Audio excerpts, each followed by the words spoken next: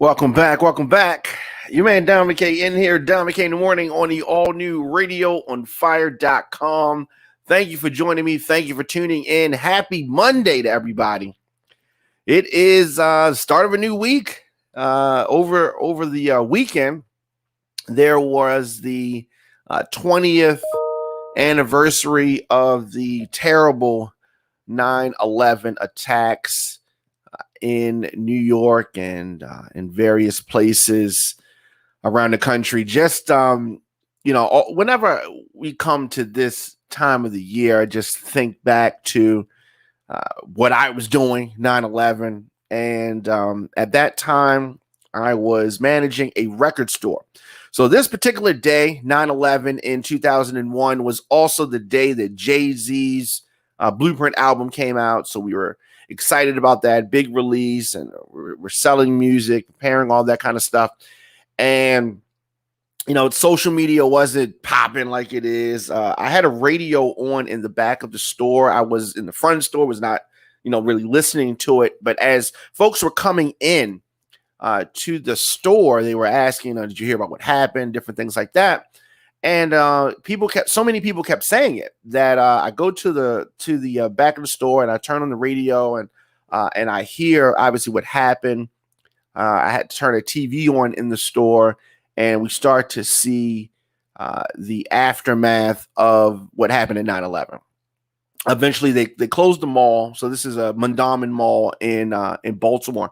So they closed the mall, and people were just outside, and it was just surreal. Cell phone service wasn't really working. Like, a lot of people were calling, and towers were flooded. And, of course, I get home. It took a long time to get home. And, you turn on the TV and you're seeing folks literally jumping out of the window of the building. Just a terrible time. Definitely before 9/11, 2001, after, there was a significant change. Obviously, the way we moved around at the airport, the way a lot of things happened, and we obviously went into a 20-year war. There was a search for the people that they charged with committing this atrocity, and a whole lot of things. So every year around this time, you just think back to the loss of life, the senseless loss of life. And for people that are old enough, where you were when that happened, where you were that time in your life.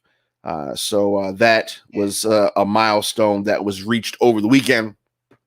9/11, 20 years does not seem like 20 years. My goodness. But 20 years it is. And every year that goes by, when I reflect on it, it was just a crazy time. And, we definitely do not want to forget that. Here on the program, we deliver the biggest political and trending news stories of the day with interviews and original reporting from Atlanta, Baltimore, and across the country. Show is fun, show is upbeat, but I really want to expose what is really happening in this country. Radio on Fire is Black voices giving you the American story. New episodes drop Monday through Friday, 8 a.m., but I don't want you to miss any of our live broadcasts. In addition to our 8 a.m. program, we drop content throughout the day as news happens. Hit that notification bell so you get an alert whenever we go live. It is Diamond K in the morning on the all-new radioonfire.com.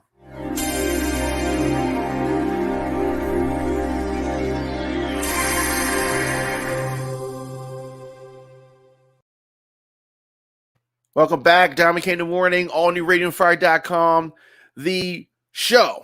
Wherever you get your podcast, whether it's Apple Podcasts, Stitcher, Spotify, Google, WRF Radio, you can get the program there on the WRF Radio app. You can simply download WRF Radio in your app store. Leave me a comment, scroll your timeline, attend the Zoom meeting on mute, do some online shopping, all while listening to Diamond K in the morning. Also on youtube.com/DJ Diamond K.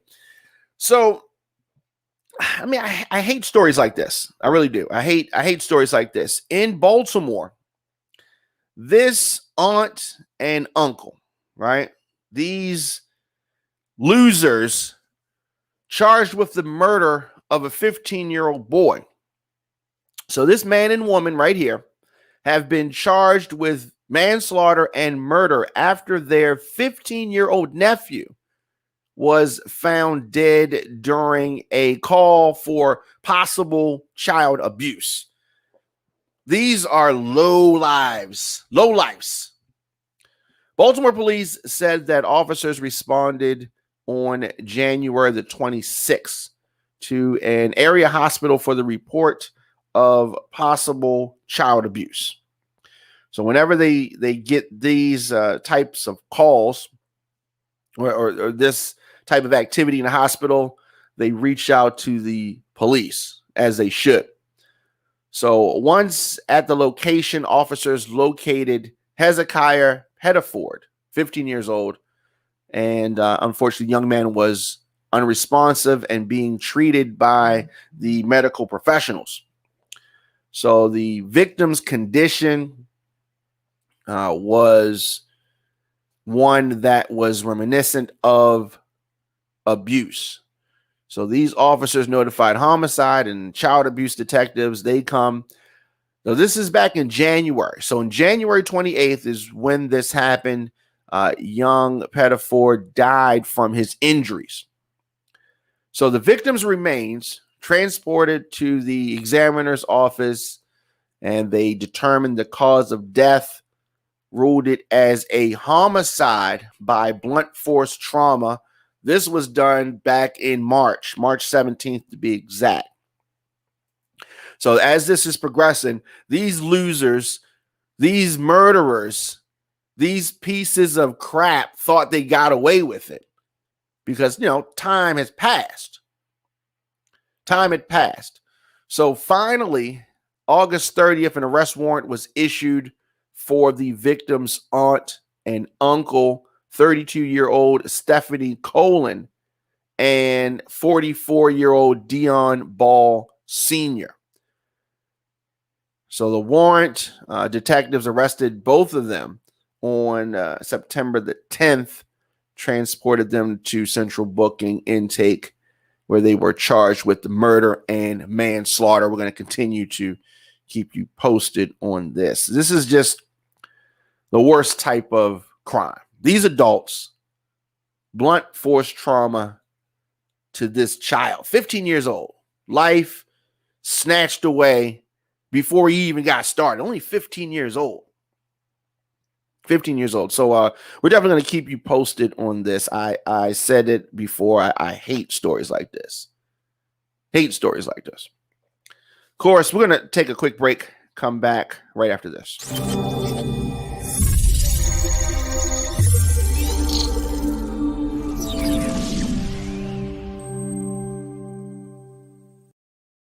Welcome back, Tomika in the Morning, sponsored by Flyers on Fire.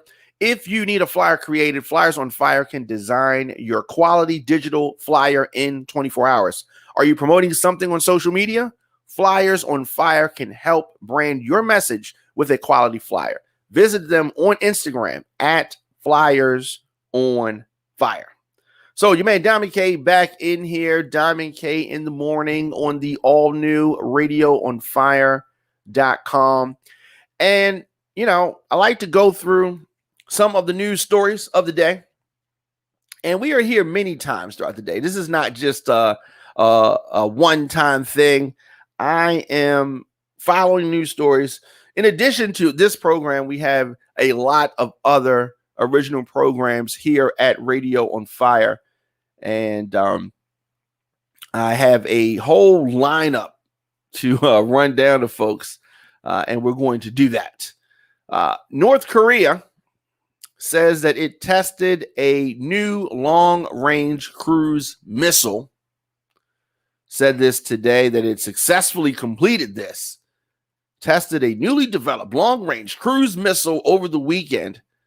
The first known testing in months underscores how the country continues to expand its military capabilities amid the stalemate in nuclear negotiations with the United States. So the state-run Korean Central News Agency reported that the missiles showed it can hit targets 1,500 kilometers. That's about 930 miles away. Saturday and Sunday they did that. North Korea hailed its new missiles as a strategic weapon of great significance, wording that implies they were developed with the intent to arm them with nuclear warheads. Not necessarily good news. North Korea says that it needs nuclear weapons in order to deter what it claims to be hostility from America and from South Korea, and has long attempted to use the threat of such an arsenal to get much needed economic aid, or otherwise they just want to apply some pressure. So the North and their ally China faced off against South Korea and America and led UN forces back in the Korean War many, many years ago in the 50s.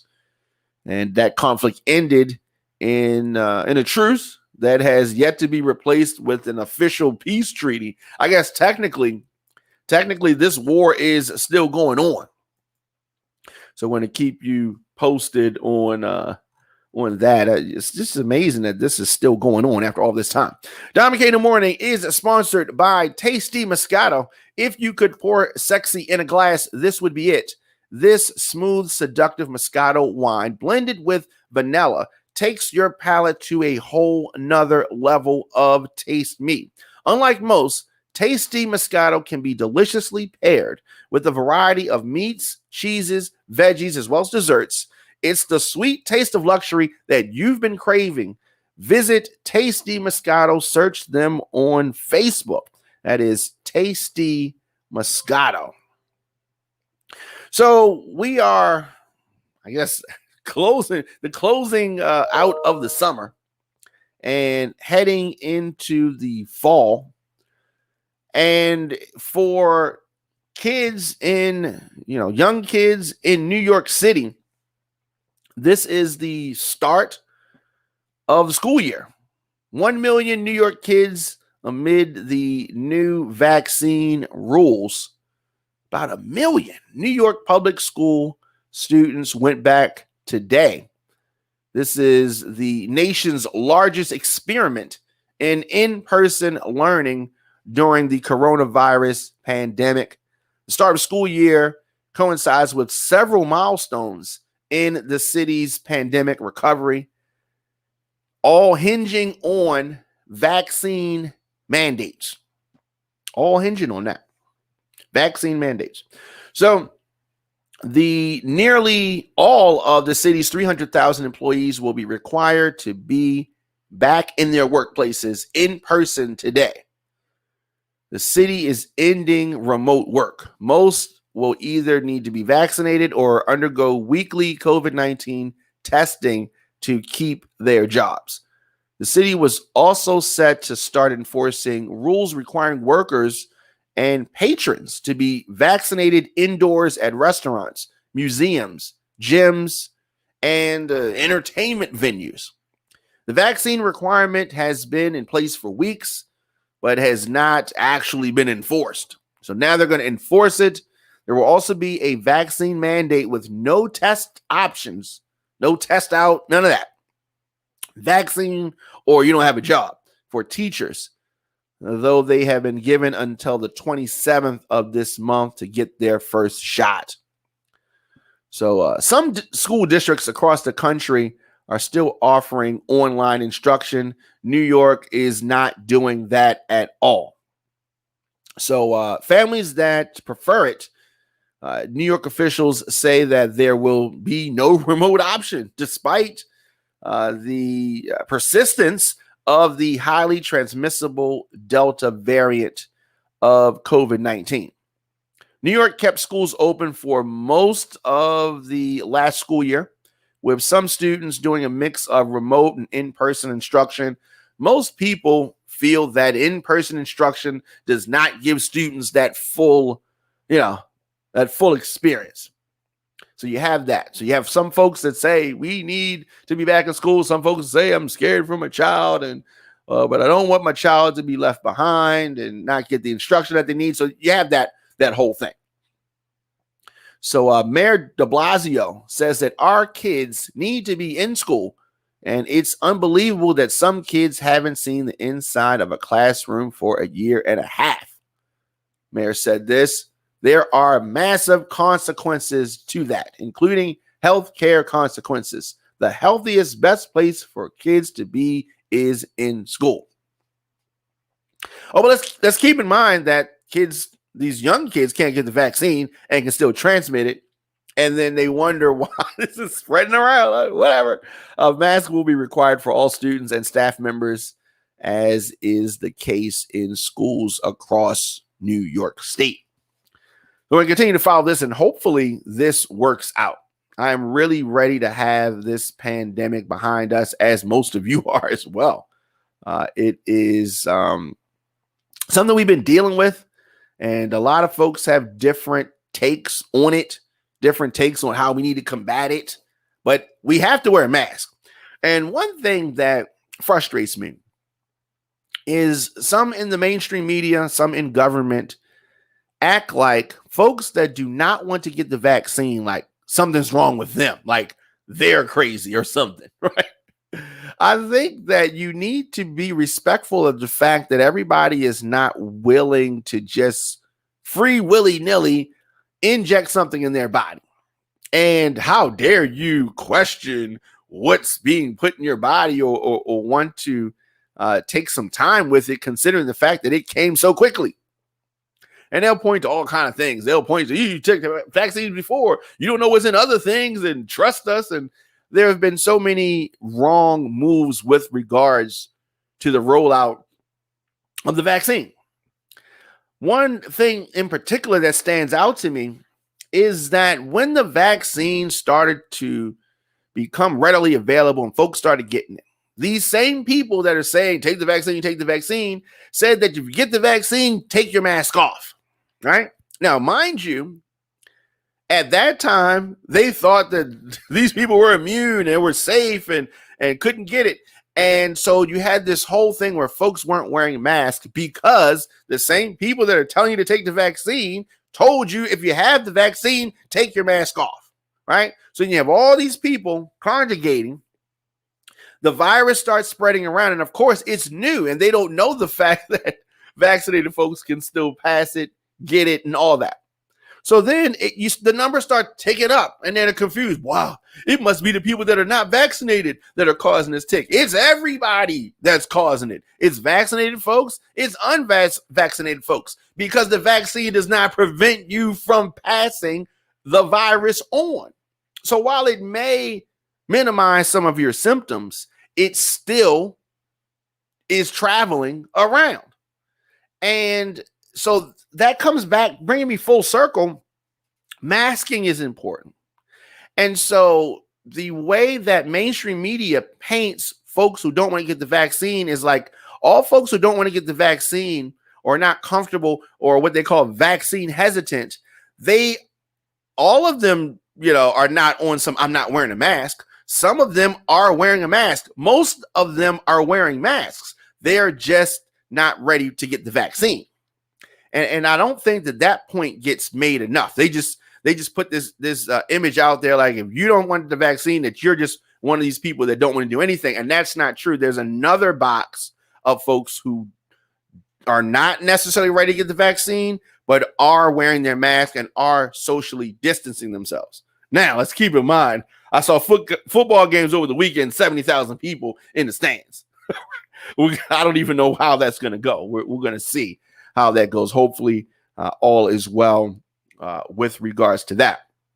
So as far as Tomika in the morning, you want to support the program, very easy to do that. I'm able to deliver our news and our views on Tomika in the morning because of our listeners, sponsors, and of course your donations. Tomika in the morning is powered by the people. Visit radioandfire.com to make a donation or join the VIP club. Also, we got some other things I want to dive into before we do that. Tomika in the morning is brought to you in part by jstovabeauty.com. I want to talk directly to my ladies out there. As you say goodbye to the summer and get ready for the fall, get all of your must-have beauty products from jstoverbeauty.com. They have quality wigs, Indian hair extensions, virgin hair extensions, professional hair care products, edge control, flat iron mist, mink eyelashes, satin wig bags, wax sticks, lace concealer, lace tint, and so much more.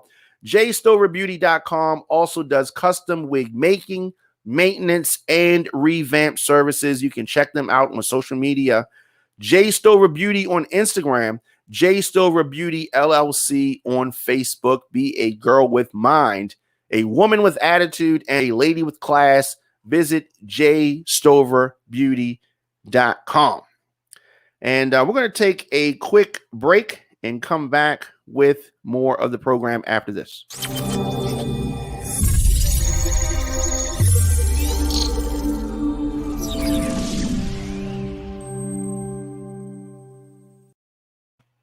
Welcome back, Tomika in the Morning on the all-new radioonfire.com. I am so glad to be here. Of course, on social media, I am at the Tomika Show, at Radio on Fire.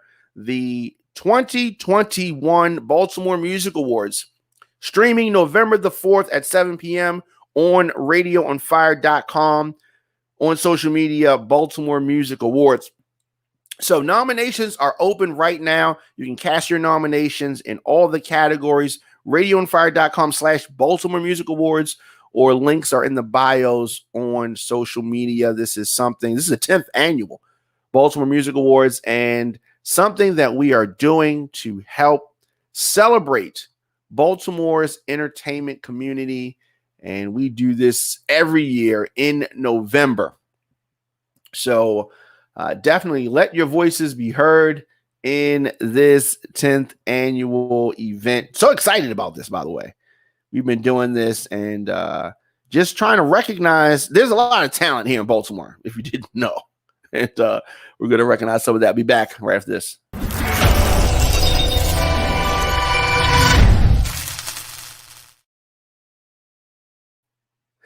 And we are back. Baltimore Music Awards. A lot of folks talking about that online, and you can do that. Baltimore Music Awards on all social media. So back on the program, and if you remember, and I'm sure that you do, the death, murder of one Rayshard Brooks. This happened June of 2020. And this was a national case. It was just a sad situation here. Sad situation. But the estate of Rayshard Brooks is suing the city of Atlanta and the Atlanta Police Department officers. Brooks' widow claims that the officers were intentional about using excessively deadly force and failed to administer medical aid after shooting her husband June of last year. The widow of 27-year-old Rayshard Brooks, you remember, was fatally shot by two Atlanta police officers. She is suing the city for his death, the city of Atlanta and the officers. So you remember this incident. Police were called when he was found sleeping in his car in the Wendy's drive-thru. Police arrived. They performed a breathalyzer test on Brooks and found that he was over the legal limit to drive. They tried to handcuff Brooks. He tried to run away. After grabbing the taser, Brooks fired the taser at the officer, who then fired his weapon 3 times, killing the married father of 4. So his wife said that the shooting was senseless and unjustified. In the lawsuit that is filed on behalf of the estate. In addition, the lawsuit states that the officers did not provide the necessary medical attention that he needed. So Devin Brosnan, the other officer involved, was also named in this lawsuit because Miller said that he threatened Brooks with the taser without completing a mandatory taser certification course that the department requires. So the lawsuit also implicates, naturally, the city of Atlanta for failure to enforce that its police department adhere to adequate training and the lack of supervision for its officers.